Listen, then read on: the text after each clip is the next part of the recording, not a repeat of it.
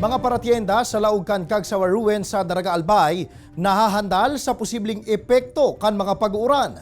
Di kay sa mga posibleng agihan kan lahar gikan sa Bulkan Mayon maut nang maipalaag. Uyan report.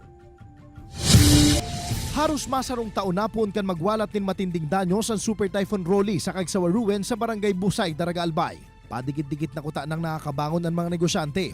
Alagad pigahandala na naman ngunyan ang mga namamatay ang pag-uuran. Sigun ki Cesar Lincaso, presidente kan Kagsawa Business Organization, day pa kaya nalalagan ng proteksyon arog kan mga dike ang agihan kan lahar hali sa Bulkang Mayon. So ang pigawurid mi sa ngunyan, so pigagihan ni Rolly, so day pa ito na tauan talaga ning aksyon na tanganing ma-prevent na so pag-agi kang tubig. Kung marurumduman Nobyembre 1, 2020, nasa 87 stall sa lugar ang nalubog sa mga debris hali sa bulkan na nagresulta sa pagkakalugi ka nasambitan ng mga negosyante.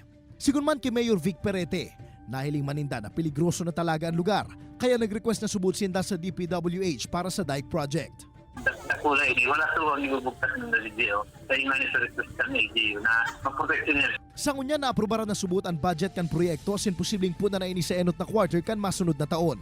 Mientras tanto sa Banwaan Maning Kamalig, sibut ang mga personahe kan Municipal Disaster Risk Reduction Management Council sa pagbugtak ng mga warning sa lahar-prone areas. Obheto kay ni na maimpormaran ang publiko sa posibleng peligro huli sa pirming pag-uuran. Sigun sa MDRRM officer na si Romel Negrete, nasa 8 lahar signages ang pinatindog sa mga barangay kang Anuling, Tumpa, Kirangay, Salugan at Sinsuwa, nagabos na sa pamitisan kan Mount Mayon, mantang igwaman sa barangay Ilawod. Sa Banwaan Manin Piduran, sibut man sa pagsandbaging ang mga barangay, nganing maprotehiran ang mga estruktura sa mga pagbaha. Ini si Jesse Cruzat, Balitang Bicolandia.